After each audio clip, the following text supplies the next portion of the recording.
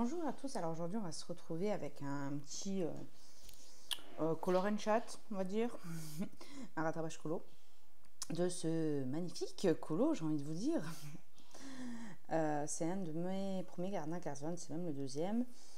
Alors je vais parler vite parce que je suis allée vite aussi. Donc là c'est de la peinture PBO or pour le sablier. Le fond je l'ai fait à l'acrylique avec du sel en pensant que ça allait faire le même effet qu'à l'aquarelle comme peut faire Johanna. Et le sable, je l'ai fait à l'artésa, crayon artésa classique. Alors je l'aime pas parce qu'il n'y a pas d'effet de verre, que le fond n'est pas harmonieux avec le fond du sablier. Alors voici mon colo, voilà, qui donc va être la ligne conductrice, mon Dieu, de celui-ci. En effet, je vais faire les mêmes couleurs en fait. Donc j'ai pas utilisé énormément, oh mon Dieu, je vais y arriver, énormément de crayons pour faire ce portrait. J'ai utilisé des luminances pour les rouges. Pour le gris, j'ai utilisé des gris froids des Polychromos et noir des drawings et le blanc des drawings et le Lumocolor permanent Staedtler pour les effets de blanc, un petit peu de gouache pour cacher les lignes et de l'acrylique blanche pour par contre faire l'effet de fumée. Donc voilà, un petit peu de stylo gel argenté, pas mal de Posca, rouge, blanc et noir. Donc j'attaque avec le fond où je mets de l'acrylique noir Liquitex qui est plutôt pas mal, j'aime bien. C'est pas très très cher et bon, le noir ça sert toujours, ça fait 1 an que je l'ai, elle n'a pas bougé, elle n'a pas séché. Le blanc et le noir, je vous conseille de prendre des gros tubes comme ça et vous serez tranquille pendant un petit moment. Alors je dégrossis au pinceau et je fais ensuite l'intérieur du sablier au Posca. Alors là je viens d'acheter un nouveau Posca, le Posca noir 7M qui est comme le 8K, qui était le plus gros Posca et je trouve que l'embout est un peu carré, bizarre, j'aime pas trop. Là c'était rond et beaucoup plus facile. Donc j'ai utilisé le 7M noir et le 1M pour un petit peu plus aller dans le détail. Qu'est-ce que je voulais vous dire? Mon fils a failli se péter la gueule. Bon, bref. Je suis plutôt contente de l'effet de l'acrylique que ça a pu donner. Ça a plutôt bien caché le sel. Ça a donné un effet un peu texturé qui n'est pas moche, qui ne me déplaît pas, franchement. J'aime beaucoup. Et puis voilà.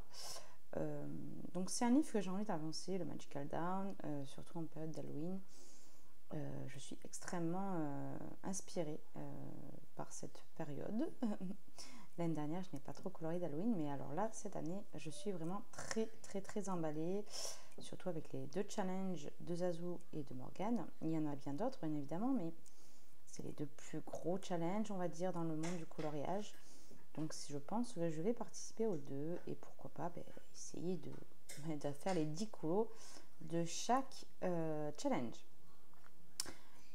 Donc là, ça se passe plutôt bien. Déjà, je trouve que ça fait beaucoup plus propre que ce que j'avais, bien sûr. Donc moi, je vais essayer d'arranger un petit peu des fonds, un petit peu d'arranger des colos qui me déplaisent dans ce livre pour pouvoir avancer sans être trop frustrée parce qu'il y avait des colos qui m'énervent à l'intérieur, que j'ai vraiment loupé à mon goût. Et avec l'accumulation on va dire,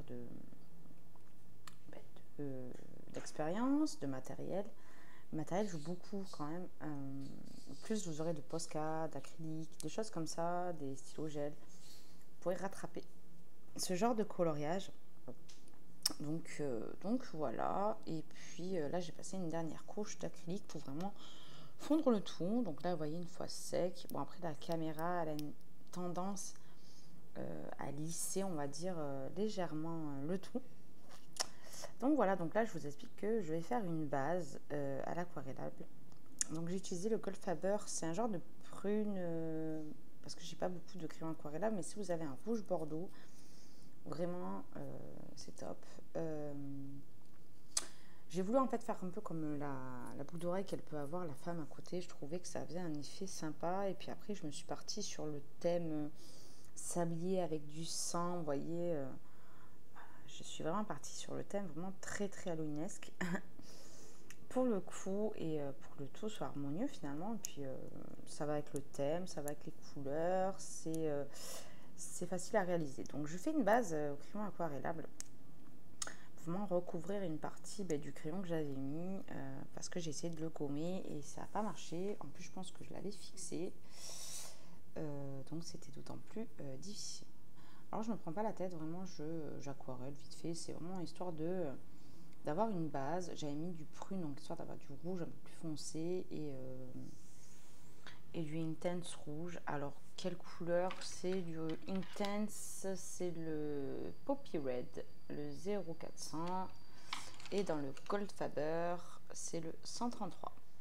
Donc voilà, donc j'ai aquarellé tout ça et déjà je trouve qu'on voilà, là on a plus tout cet effet vraiment. En plus en allant vite, c'est impressionnant, on a l'impression que j'ai fait ça en 2-2, mais non, j'ai mis 3 heures pour faire ce colo quand même, pour le rattraper, parce que histoire de faire bien propre et tout. Donc vous avez vu ma manucure?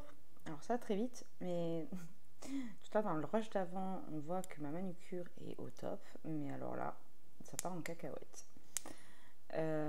Donc là, je ombre avec mon polychromos noir pour ombrer un petit peu autour du salier. Et j'utilise mes luminances. Alors pour les rouges des luminances, je suis partie sur 3 teintes. Donc je vais vous les dire. C'est le Perilene Brown, le 585, le Crimson Alizarine U, ok, le 589 et le Scarlet, le 70. Et je suis partie sur ces crayons parce que c'est vraiment des bouts rouges déjà. Et il faut des crayons assez gras pour repasser sur du crayon qui a déjà été mis. Quelque chose de très intense. C'est ce que je vous conseille. Donc là, je repasse de l'aquarelle un petit peu pour ombrer, pour faire un effet vraiment plus sang, un peu moins lisse. Donc dans ma palette d'aquarelle, c'est un schmink. Alors vous dire la ref, je vais essayer de vous dire ça. C'est un schmink, je ne sais même pas marqué dessus. C'est un genre de Bordeaux, lit de vin de chez Schmink, mais vous pouvez trouver ça dans une autre marque. Mais c'est vrai que vous mettez une goutte et vous faites une page avec celui-là. Vraiment, c'est une des teintes qui est moins creusée parce qu'on voit la différence avec du matériel de bonne qualité. Et j'ai utilisé un rouge de chez Van Gogh, un rouge assez classique, pour repasser par-dessus. Donc là, j'avais coupé parce que c'était un petit peu fastidieux. J'ai passé tout avec les peintures PVO argentées pour le coup. Donc voilà, et puis là je repasse au Posca rouge mon liquide, mon sang, quoi. Et puis je repasse toutes mes étoiles au Posca noir. Alors au début je voulais mettre du médium iridescent et les faire voilà, noir avec un médium iridescent, mais je me suis dit avec l'effet de transparence du verre, ça se verra plus, donc je me suis pas pris la tête plus que ça. J'ai tout repassé au Posca noir. J'ai un petit peu galéré quand même parce que noir sur noir, après, ça a été un peu compliqué puisque je vais repasser ensuite avec du stylo gel argenté. Alors j'utilise le Signo Nibol gris. Alors il est pas mal, mais j'avoue que l'embout est un petit peu trop gros, que j'ai dû faire un petit peu attention. J'ai repassé au crayon en Posca noir. Ça m'a fait un petit caca et j'ai dû repasser ensuite encore du stylo gel. Donc voilà, qu'est-ce que j'avais à vous dire? Je suis contente parce que mon livre il avance bien. J'ai une autre double page que j'attaque dès que j'ai fini de faire ce montage de vidéo. Toujours pour le quiz de Zazou. Là je suis au 3e et j'attaque donc le 4e colo pour son challenge. Alors désolée, je suis en train de faire une pause goûter en même temps que je vous parle. Donc une fois que j'avais passé ma peinture PBO, j'ai repassé un petit peu au stylo gel pour recacher l'effet or. parce que n'oublions pas, il était fait à l'acrylique. Et donc,